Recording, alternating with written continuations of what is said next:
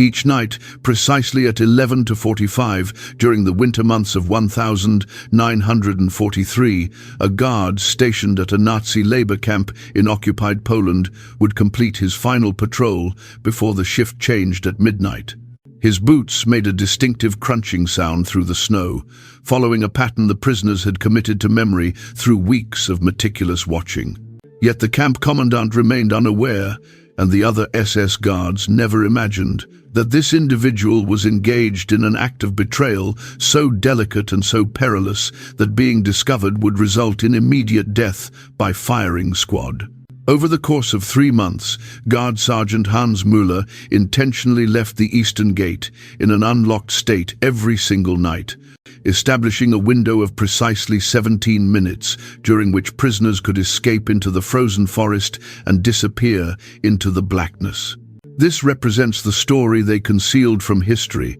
an impossible gesture of resistance that preserved lives within the center of hell itself. And the question that continues to perplex historians to this day comes down to this simple inquiry. Why would someone in the SS, an individual who had pledged loyalty directly to Hitler,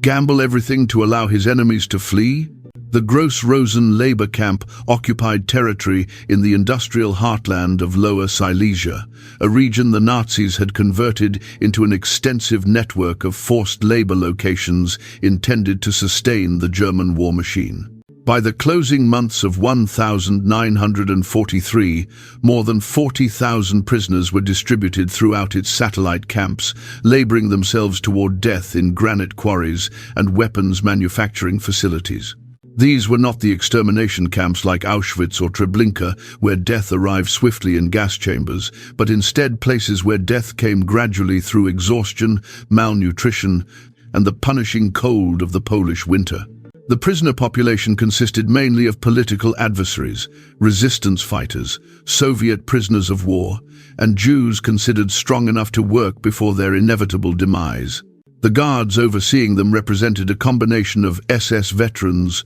older Wehrmacht soldiers considered unsuitable for the front lines, and younger recruits being prepared for eventual combat assignments. Life expectancy for a prisoner seldom exceeded 6 months, and escape was viewed as virtually impossible because of the unforgiving terrain, the network of informants in nearby villages, and the standing directive that any guard permitting an escape would face court-martial and probable execution himself. Hans Müller had been assigned to Gross-Rosen in September of 1943, following 2 years of service on the Eastern Front, where he had witnessed atrocities that hollowed him from within. He was 31 years old at the time, a former schoolteacher from Bavaria who had joined the Nazi Party in 1937, not because of ideological passion, but because party membership had become mandatory for government employment. His military service began with patriotic excitement that soured into horror somewhere between Minsk and Smolensk, where he observed SS Einsatzgruppen units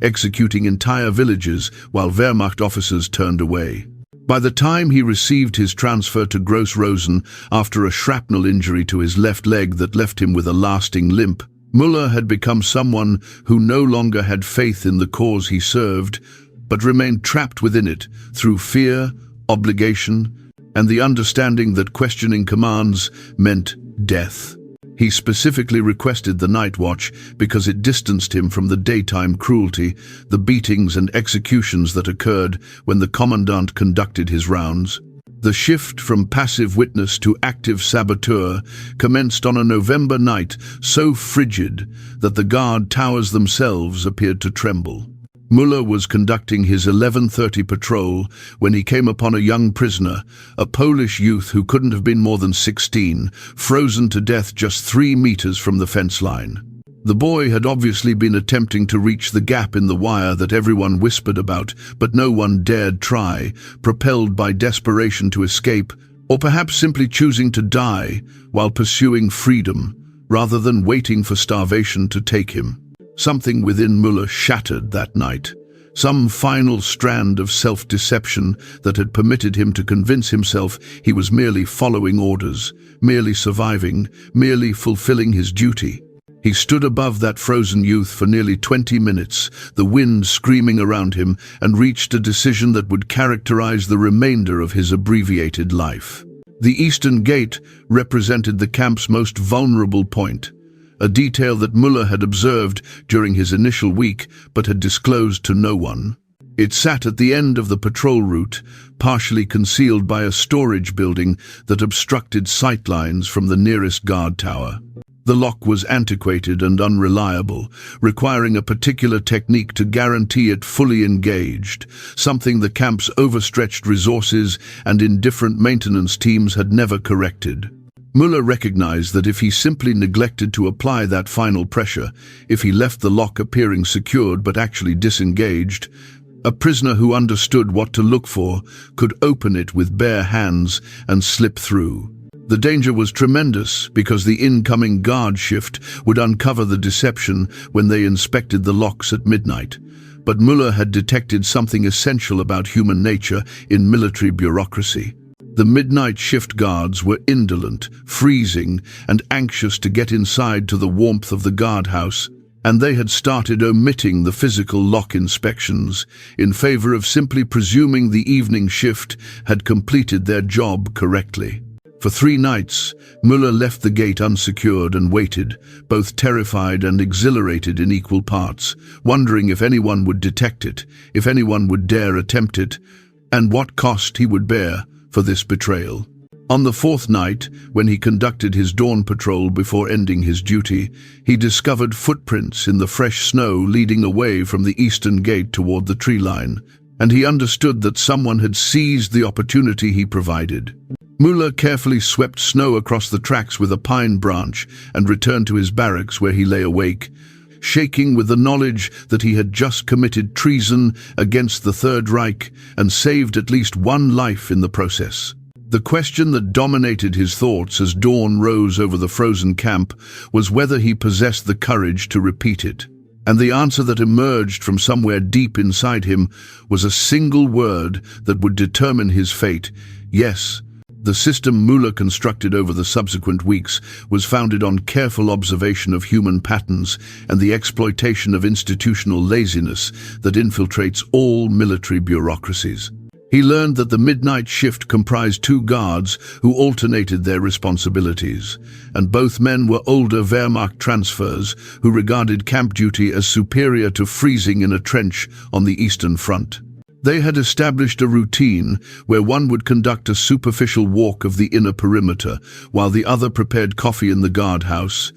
and neither troubled themselves with the time-consuming task of physically verifying every lock when they could simply assume their predecessor had completed his job. Müller capitalized on this by guaranteeing his paperwork was consistently impeccable, his reports always submitted punctually, and his demeanor always precisely what was expected of a competent, if unremarkable, SS guard. He became invisible through perfect mediocrity, the type of soldier superiors never recall because he never provides them reason to notice him. The prisoners who found the unlocked gate maintained their own intelligence network, a whispered communication system that transmitted information through the barracks with remarkable velocity and efficiency. Word circulated through careful channels that the Eastern Gate was vulnerable during a specific window each night, though no one comprehended why or suspected it was intentional, sabotage rather than simple negligence. The bravest or most desperate prisoners started to observe Müller's patterns, timing his patrol route down to the minute, learning to identify the specific sound of his boots and the rhythm of his movements. They discovered that he would pass the Eastern Gate at 11:45, and the next guard would not reach that position until 12:17, establishing exactly 32 minutes of opportunity. What they didn't understand, what Müller could never communicate to them, was that he was intentionally slowing his final patrol lap by approximately 4 minutes each night to expand that window even further. The first confirmed escape that Müller knew about occurred on November 23, 1943, when 3 Soviet prisoners of war disappeared during the night. The camp descended into chaos the following morning when roll call came up short, and the commandant ordered a comprehensive investigation that had Müller's heart pounding in his chest as investigators questioned every guard on duty. He maintained his composure by reminding himself that fear was natural, that any guard would be terrified of being blamed for an escape, and his anxiety therefore appeared entirely appropriate to his interrogators. The investigation determined that the prisoners had somehow cut through the wire on the northern perimeter, a theory supported by old damage to the fence that had never been properly repaired.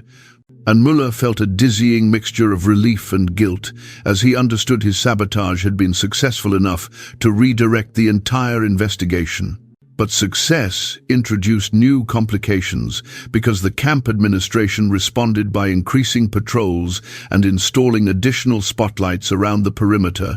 improvements that made Müller's window of opportunity narrower and more dangerous. He adapted by varying his routine slightly, sometimes leaving the gate unlocked and sometimes securing it properly,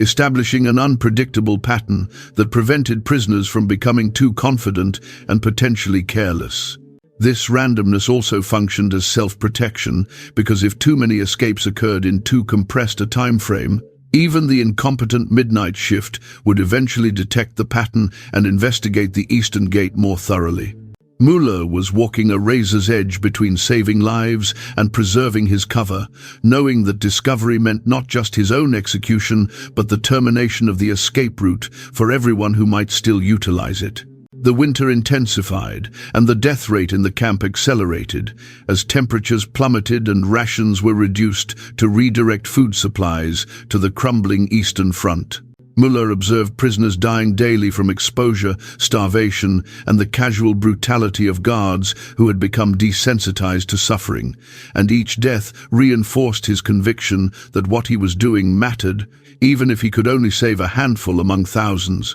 He started leaving the gate unlocked more frequently, accepting greater risk, because the alternative was watching more young men freeze to death 3 meters from freedom, and something in him had decided that his own survival was worth less than their chance at life. By December of 1943, Müller had enabled at least 11 successful escapes, though he could never determine the precise number because prisoners who made it through the eastern gate vanished into the forest without leaving confirmation of their survival. The uncertainty gnawed at him during sleepless days when he lay in his barracks listening to other guards joke about escaped prisoners, freezing to death in the woods or being shot by Polish partisans who distrusted everyone. He tormented himself with the possibility that he was not saving lives, but merely changing the location of their deaths,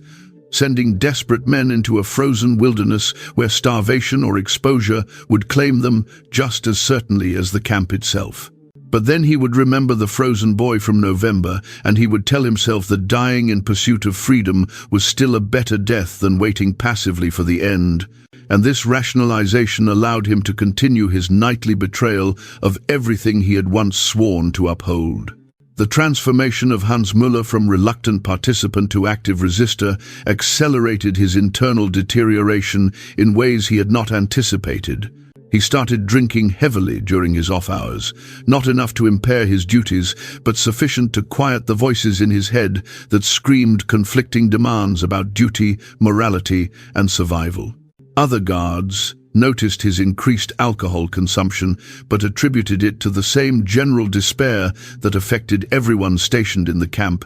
That slow spiritual death that came from spending your days surrounded by human misery while pretending it was necessary for the greater good. Müller's commanding officer even commended him once for his steady performance, despite the obvious strain of camp duty, completely missing the irony that the strain came not from enforcing the Nazi system, but from systematically undermining it. The loneliness of his secret was perhaps the worst part, because he could never share his actions with anyone, could never seek validation or support, could never even acknowledge to himself in writing what he was doing for fear that a diary or letter might be discovered after his inevitable death. The camp's internal resistance network, such as it existed, operated in complete ignorance of Müller's role in the escapes. Prisoner leaders assumed the Eastern Gate weakness was either incompetence or a trap designed to identify potential escapees for punishment, and heated debates occurred in whispered conversations about whether attempting the route was worth the risk. Some prisoners argued it was too convenient, too obvious, and must be a deliberate setup by the SS to justify collective punishment or executions. Others maintained that the Nazis were simply arrogant and sloppy, that their belief in their own superiority made them careless about details like lock maintenance and patrol schedules. What none of them considered was that a guard might be deliberately creating opportunities for escape because such a thing was so far outside their experience of SS behavior that it literally did not occur to them as a possibility. This cognitive blind spot worked in Müller's favor because prisoners who successfully used the Eastern Gate never thought to thank him or acknowledge his role. They simply fled and never looked back. The camp commandant, Sturmbannführer Klaus Reinhardt, was a career SS officer whose incompetence was matched only by his ambition to avoid notice from his superiors in Berlin. He ran Gross-Rosen with minimal effort, delegating most actual decisions to subordinates, while focusing his energy on ensuring his paperwork indicated maximum productivity with minimum problems. Escapes were problems, but they could be managed through creative accounting that reclassified dead prisoners as transfers to other camps or listed escapees as deceased from natural causes. Reinhardt's primary concern was maintaining the fiction of control rather than exercising actual control, which meant that as long as the total prisoner count in his reports matched expectations and production quotas were met, he remained willfully blind to the grinding reality of daily operations. This institutional corruption and bureaucratic self-deception created the exact conditions that allowed Müller's sabotage to continue undetected because no one in the command structure actually wanted to look too closely at anything that might require them to take responsibility or make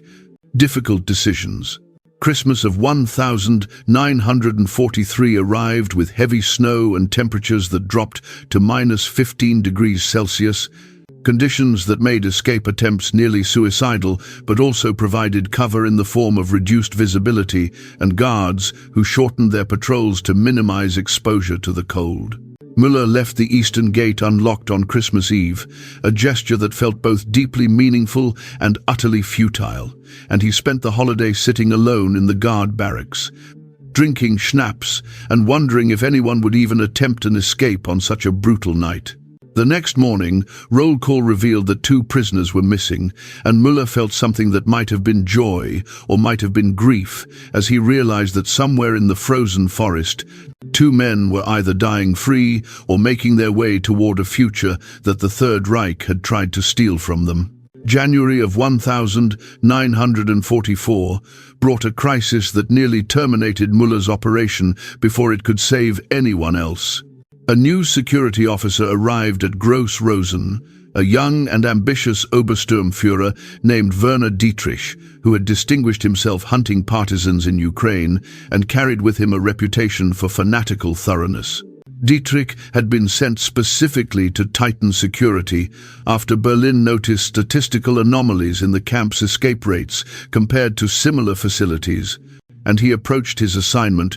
with the zeal of a true believer, who saw every breach as a personal insult to Nazi authority. Within his first week, Dietrich implemented random patrol inspections, surprise lock checks at irregular hours, and a new requirement that guards document every aspect of their rounds in detailed logbooks that would be reviewed daily. The entire guard complement felt the increased scrutiny, but for Müller, each new procedure represented a potential tripwire that could expose his carefully constructed system and send him to a firing squad. The first time Dietrich conducted a surprise inspection during Müller's shift, appearing suddenly at the Eastern Gate at 11:53 with a flashlight and a suspicious expression, Müller experienced a moment of pure terror that he managed to conceal beneath a mask of professional composure. He had locked the gate properly that night, one of his random secured nights, and his paperwork was immaculate as always,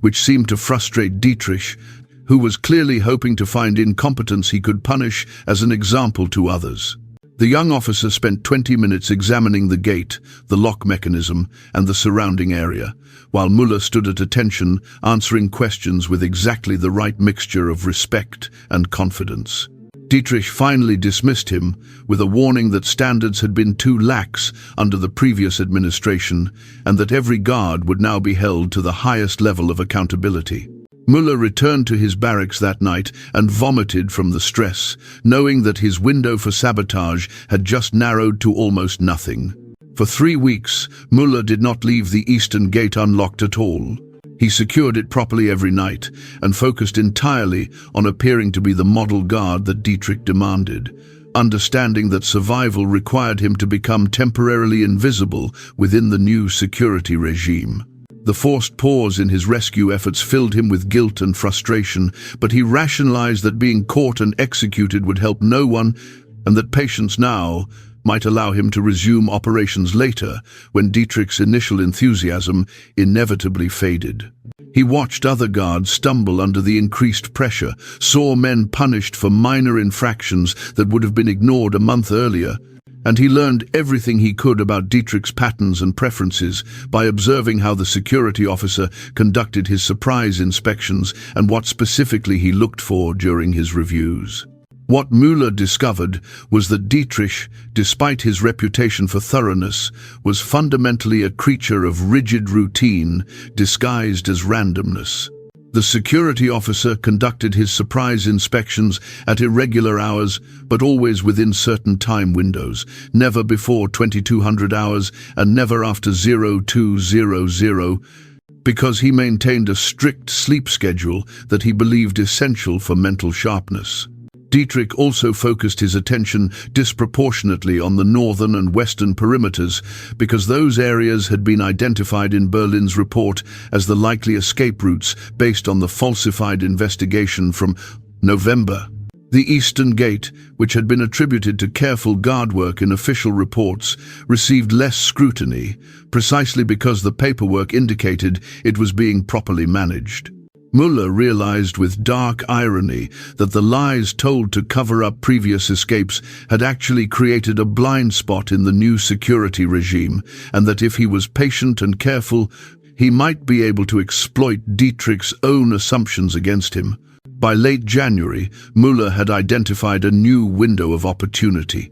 Dietrich conducted most of his eastern perimeter inspections on weekends when he was trying to catch guards being lazy before their days off, which meant weeknight shifts received less scrutiny. Additionally, the security officer had developed a pattern of focusing intensely on one section of the camp for several days before rotating his attention elsewhere. And Müller learned to track these rotation patterns through casual conversations with other guards who complained about being under the microscope. On the night of January 27th, with Dietrich occupied investigating suspected theft in the supply depot and the midnight shift staffed by the 2 laziest guards in the rotation,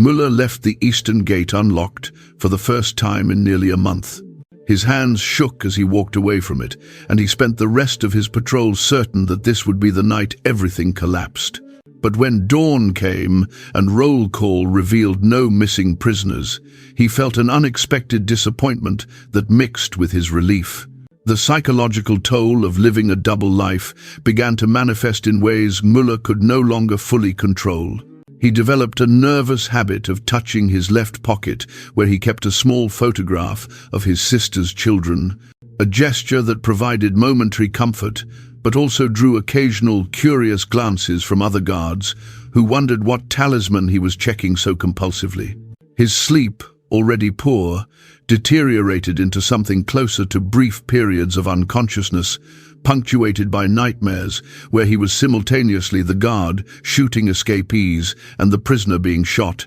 a confusion of identity that left him waking in cold sweats multiple times each night. Other guards began to give him slightly wider berth, sensing something unstable beneath his professionally correct exterior, but no one suspected the truth because the idea of an SS guard actively helping prisoners escape remained so fundamentally incompatible with their worldview that it simply could not register as a possibility,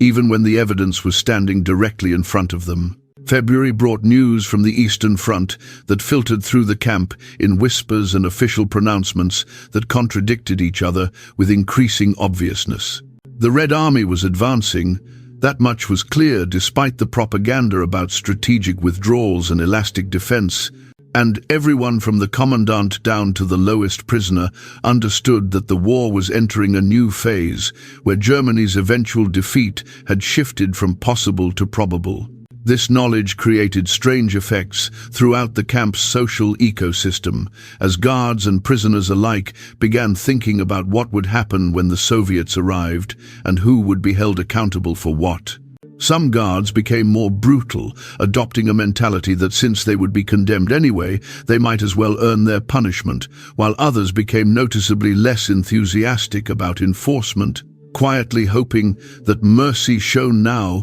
might be remembered later.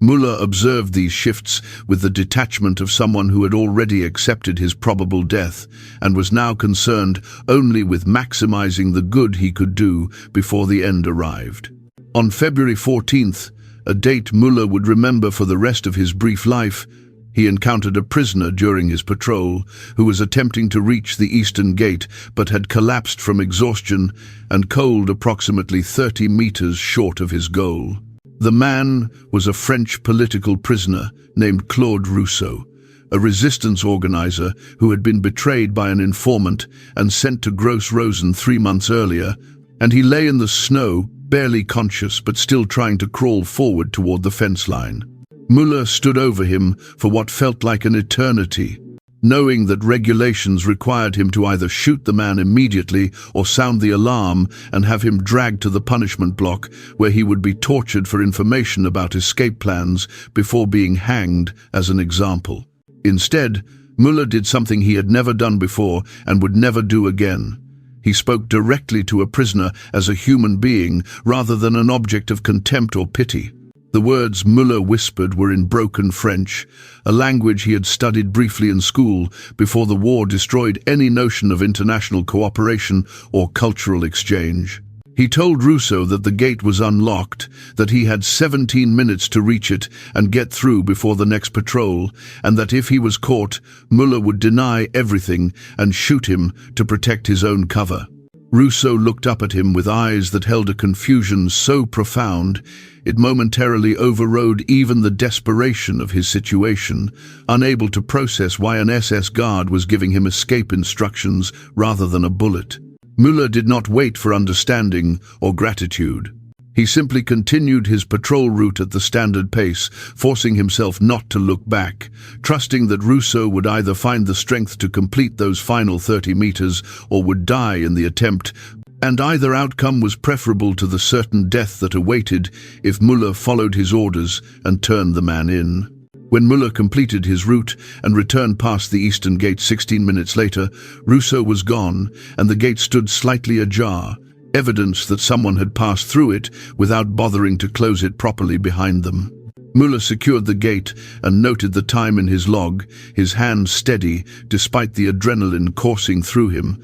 and he wondered if speaking to Rousseau had been an act of compassion or a moment of weakness that would ultimately compromise everything. He had broken his most important rule by revealing himself, by stepping out from behind the mask of institutional indifference, and he understood that if Rousseau was captured and interrogated, the entire operation would unravel, and everyone who had escaped using the Eastern Gate would be retroactively condemned as beneficiaries of treason. The rest of his shift passed in a fog of anxiety that did not lift until roll call the next morning confirmed that Rousseau had successfully vanished, one more ghost fleeing into the Polish winter. March arrived with false spring weather that melted the snow into mud and transformed the camp into a freezing swamp where prisoners sank ankle-deep with every step during their forced marches to the work sites. The improving weather brought renewed construction efforts as the camp administration prepared for an expected influx of prisoners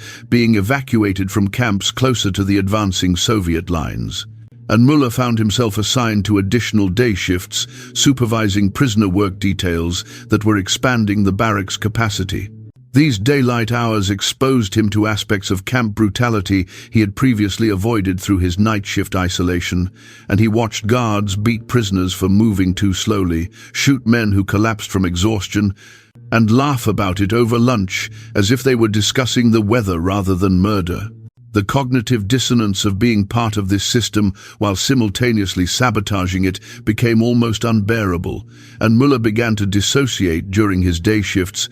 performing his duties with mechanical precision, while his mind retreated to some interior space where he did not have to acknowledge what his hands were doing. The expansion project brought new guards to Gross-Rosen, including several younger SS recruits who had been stationed at Auschwitz and carried with them an air of casual genocide that shocked even the hardened veterans of the labor camp system. These men spoke openly about the industrial-scale murder they had participated in, discussing methods of efficient killing with the same tone that factory workers might use to debate production techniques,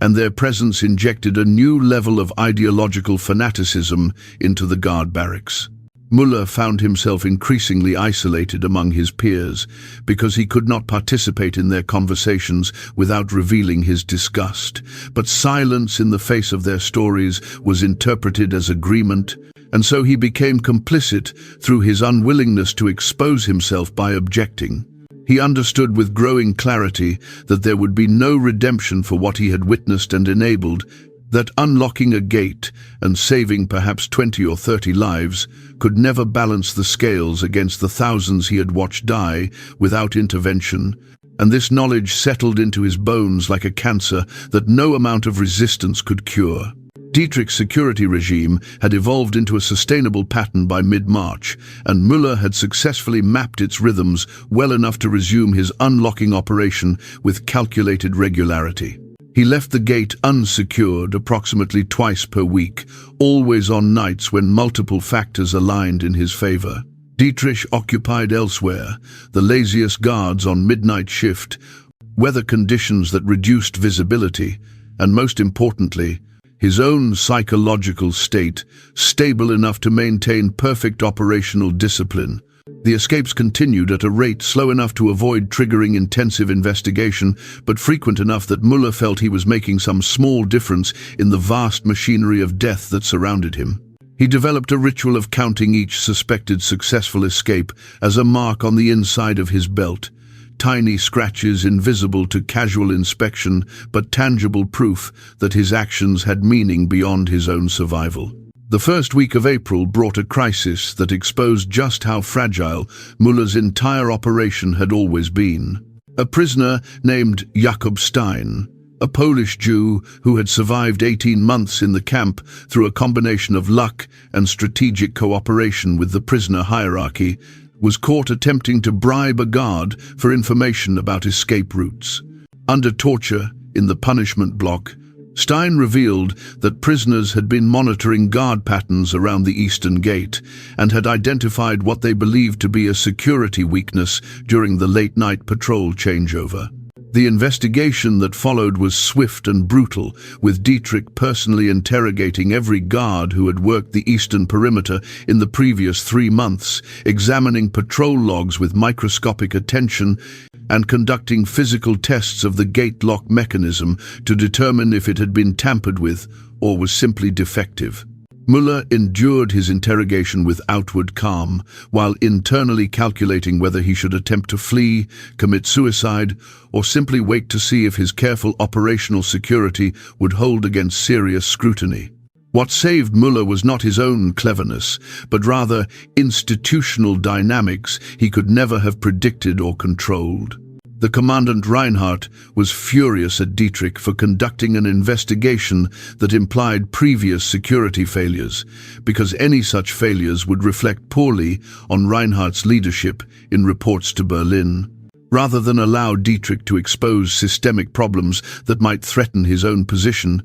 Reinhardt effectively sabotaged the investigation by declaring that Stein's testimony was unreliable due to the torture used to extract it, that the Eastern Gate had been tested and found secure, and that the entire matter was simply a prisoner's desperate fantasy rather than evidence of actual security breaches. Dietrich was forced to abandon his investigation or directly challenge his superior officer, and he chose careerism over truth, filing a report that attributed the incident to prisoner delusion while privately seething at being undermined. Müller watched this bureaucratic warfare unfold and understood that he had been saved not by his own actions, but by the same corrupt self-interest that made the entire camp system possible in the first place. The investigation's aftermath created a paradoxical situation where security around the Eastern Gate actually decreased because Reinhardt's official conclusion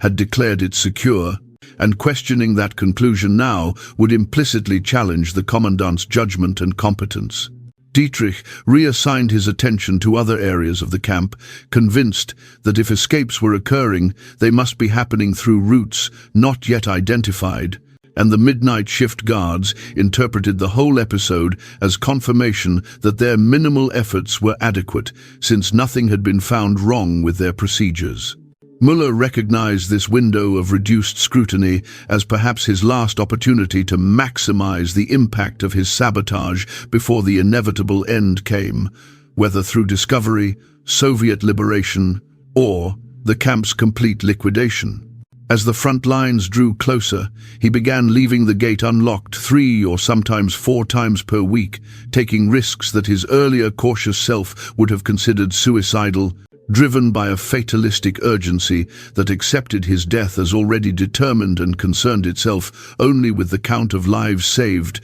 before that death arrived. Late April brought the first concrete evidence that the war was entering its final phase when prisoners arriving from evacuated eastern camps brought stories of Soviet atrocities against SS personnel and the summary executions of anyone associated with camp administration. These accounts, whether accurate or exaggerated, created panic among the guards, who began to understand that their uniforms had transformed them from perpetrators into targets, and that the advancing Red Army would make no distinctions between enthusiastic murderers and reluctant participants in the machinery of genocide. Some guards began planning their own escapes, discussing in hushed conversations how they might shed their uniforms and disappear into the chaos of Germany's collapse, while others doubled down on brutality with the logic that they were already condemned and might as well fulfill their roles completely. Müller observed these reactions with detached interest, knowing that his own fate was sealed regardless of whether he died as an SS guard or was exposed as a traitor, and finding a strange peace in the certainty that no future awaited him beyond the next few weeks or months. The most successful escape, facilitated by Müller's unlocked gate, occurred on the night of April 23rd, when a coordinated group of 7 prisoners, including 2 Soviet officers and 5 Polish resistance members, made it through the eastern perimeter and vanished into the surrounding countryside. This escape was different from the previous desperate individual attempts because it had been carefully planned by the camp's underground resistance network, which had finally overcome its suspicion that the Eastern Gate weakness was a trap and had decided to risk a major operation. The group moved with military precision, timing their approach to coincide exactly with Müller's patrol schedule, and they were gone so efficiently that their absence was not discovered until morning. Roll call revealed a discrepancy that could not be explained away. The camp erupted into the most intensive security response since Dietrich's arrival, with dogs brought in to track the escapees, local police alerted to watch for suspicious persons, and guards subjected to another round of interrogations about their procedures and potential complicity. Müller's interrogation this time was conducted by Reinhardt himself, who seemed less interested in discovering the truth than in finding someone to blame for an escape that would certainly be reported to Berlin and reflected poorly on his leadership. The commandant's questions were aggressive and accusatory, but they focused primarily on whether Müller had seen anything suspicious, whether he had noticed unauthorized prisoner movements, whether he believed any of his fellow guards might be careless or corrupt. Müller answered each question with perfect military bearing, providing detailed accounts of his patrol procedures, offering observations about other guards that were critical enough to deflect suspicion, but not so critical as to seem like he was deliberately redirecting blame. He had learned long ago that the best lies are built on frameworks of truth, and so he described his actual patrol route, his actual lock-checking procedures, and his actual observations, simply omitting the one crucial detail that he deliberately left the gate unsecured. The interrogation lasted 2 hours and ended with Reinhardt dismissing him with a warning that if another escape occurred on his watch, Müller would be held personally responsible, regardless of whether negligence could be proven. The 7 escapees were never recaptured, a fact that Dietrich reported to Reinhardt with barely concealed fury,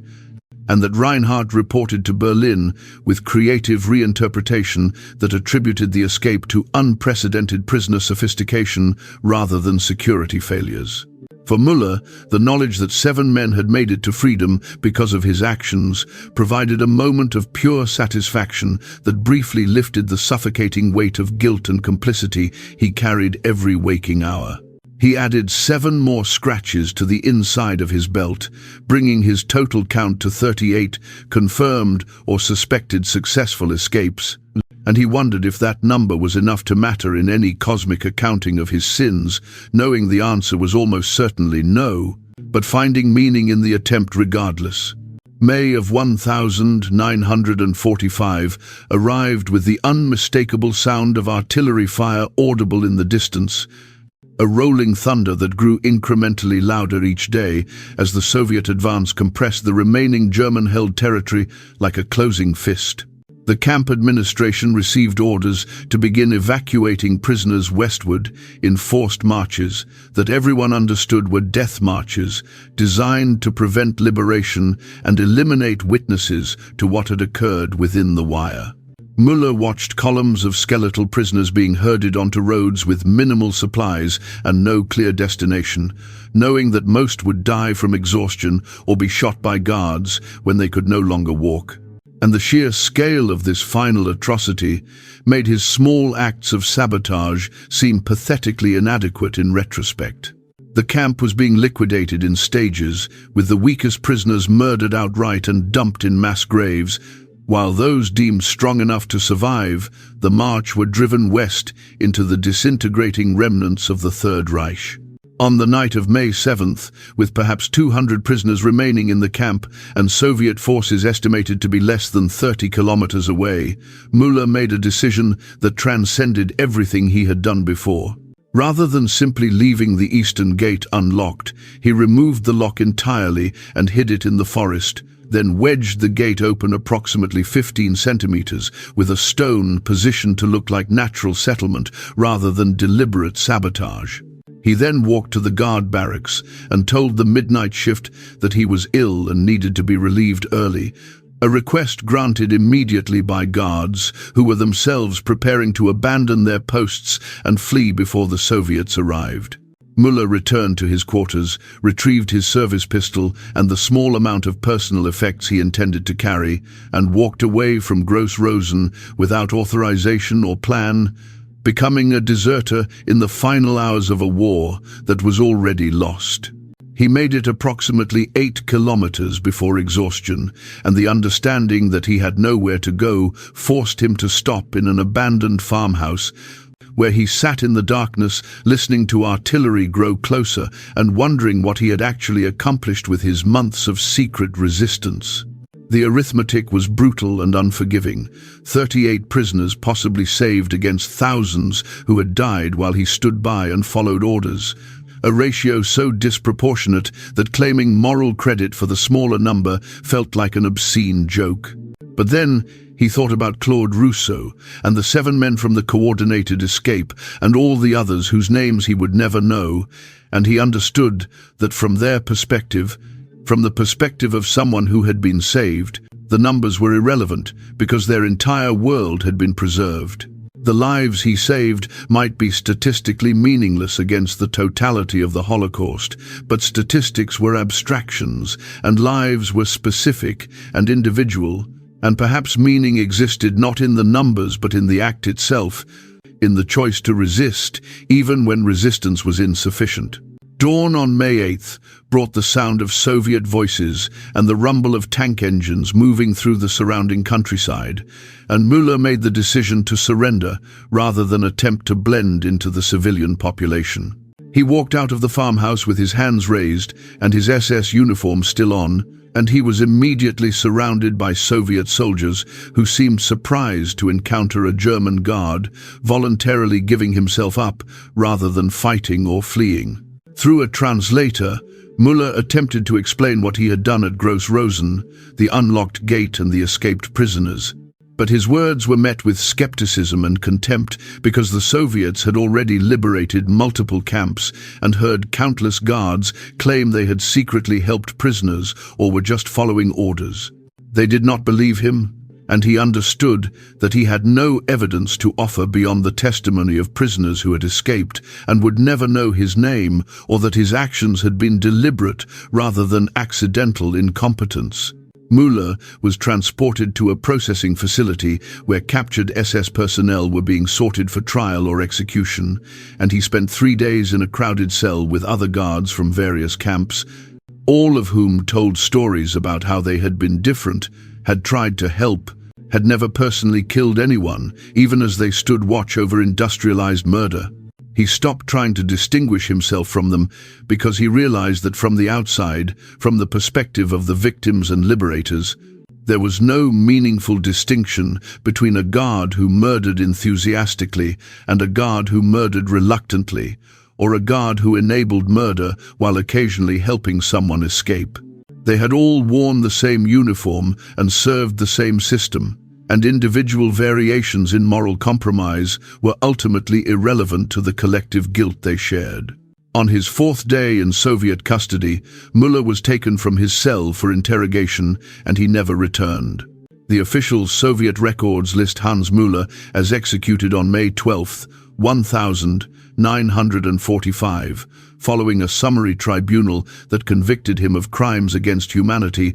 based solely on his SS service at Gross-Rosen. No transcript of his interrogation survived, and if he attempted to explain his actions to his captors, those explanations were either not recorded or were dismissed as the predictable lies of a war criminal seeking to avoid responsibility. He was 33 years old at the time of his death, and he left behind no wife, no children, no letters or diary that might have documented his secret campaign of sabotage. The only physical evidence of his existence was his name on guard rosters and his signature on patrol logs that documented his presence at a camp where thousands died. And these documents told the story of a perpetrator rather than a conflicted saboteur who had tried in his inadequate way to resist the machine from within. What makes Müller's story accessible to historians today is not German records, which were largely destroyed as the Reich collapsed,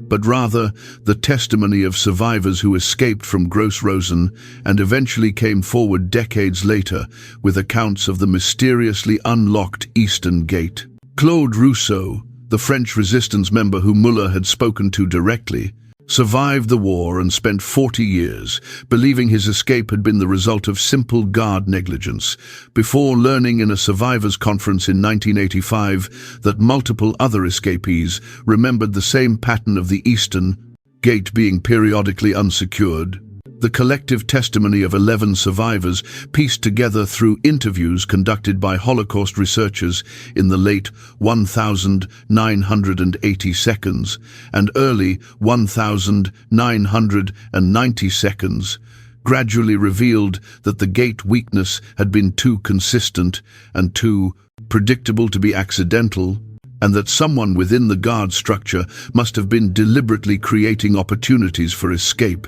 Rousseau became obsessed with identifying his unknown benefactor,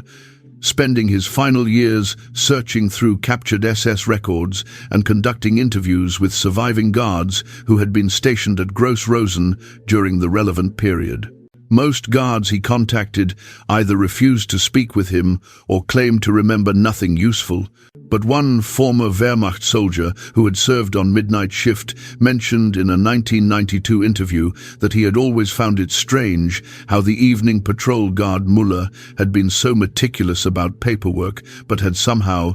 consistently failed to properly secure the Eastern Gate, despite being otherwise competent. The statement was offhand, and the witness did not seem to grasp its significance, but for Rousseau, it was the confirmation he had been seeking. He obtained Müller's service record, learned of his execution by Soviet forces, and dedicated the remaining 3 years of his life to documenting what he believed was a profound act of moral courage that had been buried beneath the overwhelming narrative of SS criminality. The story Rousseau constructed from fragments and testimony was published posthumously in 1998 as a small article in a French Holocaust studies journal, and it attracted minimal attention outside academic circles because Müller's actions, while personally meaningful to the few dozen prisoners he likely saved, were statistically insignificant in the context of a genocide that murdered 6 million Jews and millions of others. The dominant historical narrative had no clear category for a perpetrator who was also partially a rescuer, for someone who enabled murder through his service while simultaneously undermining that same system through selective sabotage. Müller's story was too morally complicated for popular consumption,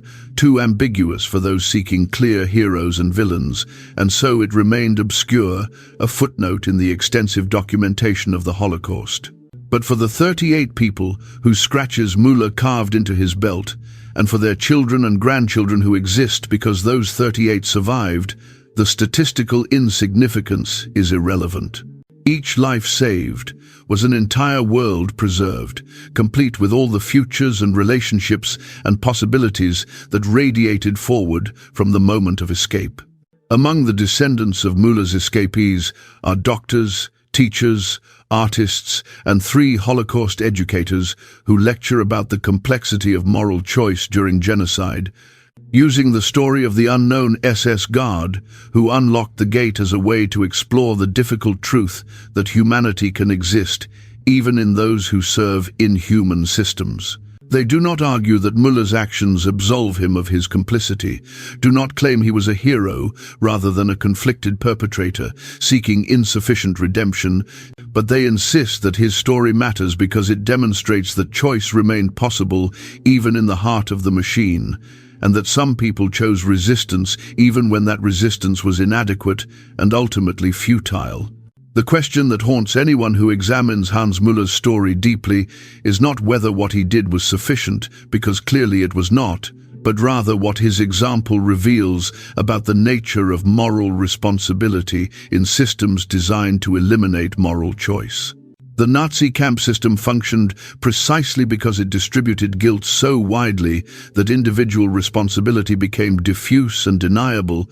allowing thousands of ordinary people to participate in genocide while telling themselves they were merely following orders or doing their assigned jobs. Müller's decision to sabotage that system from within, even in his limited way, represents a rejection of that comfortable diffusion of responsibility,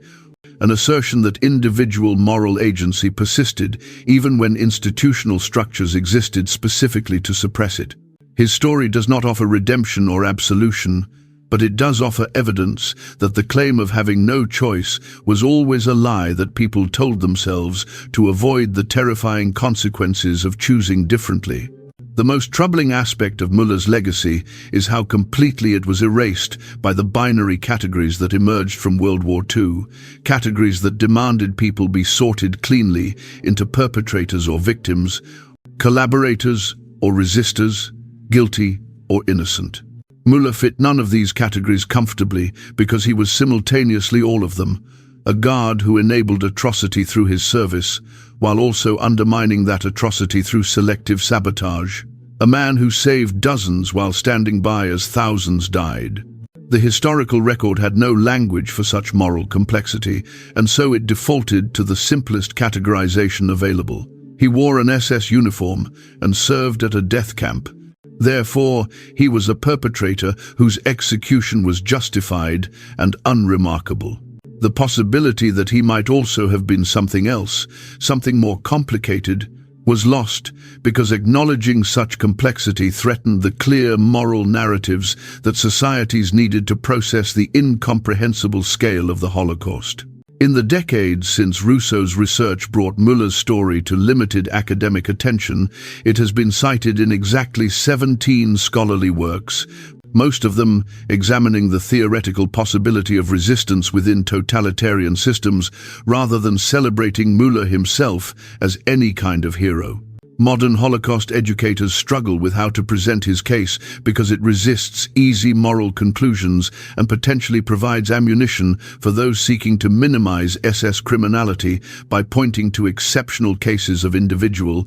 decency. The consensus among serious historians is that Müller's story should be told but contextualized carefully, presented not as evidence that the SS contained secret heroes, but rather as a demonstration of how rare and difficult resistance was, and how even those who attempted it remained complicit in the larger machinery of genocide. His 38 saved lives are real and meaningful, but they exist alongside his participation in a system that murdered thousands, and both truths must be held simultaneously without allowing either to cancel the other. The Eastern Gate at Gross-Rosen no longer exists. The camp was partially demolished after the war, and what remains has been converted into a memorial and museum that receives approximately 20,000 visitors annually. The exhibits document the camp's history, the prisoners who died there, and the liberation by Soviet forces,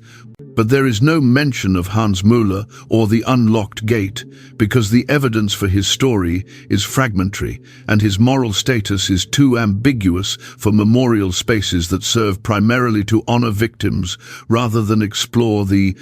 complexity of perpetrators. Visitors walk past the approximate location where the Eastern Gate once stood, without knowing that it was a portal between death and possibility, that for exactly 17 minutes on certain nights in 1943 and 1944,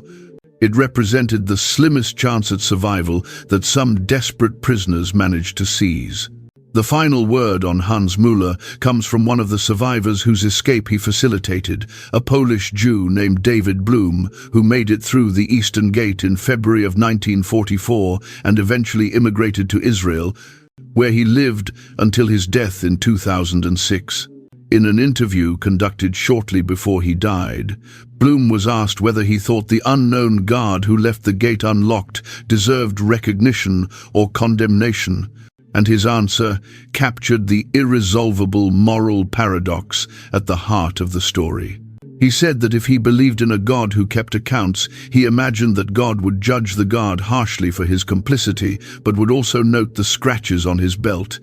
and that perhaps in the incomprehensible mathematics of divine justice, those scratches might mean something even if they could never balance the scales. Then Blum added that he personally did not believe in such a God, but that he was alive to have this conversation because someone had made a choice when they could have chosen differently, and that in the end, the meaning of that choice was simply this: he lived, his children lived, his grandchildren lived, and that was both everything and not nearly enough.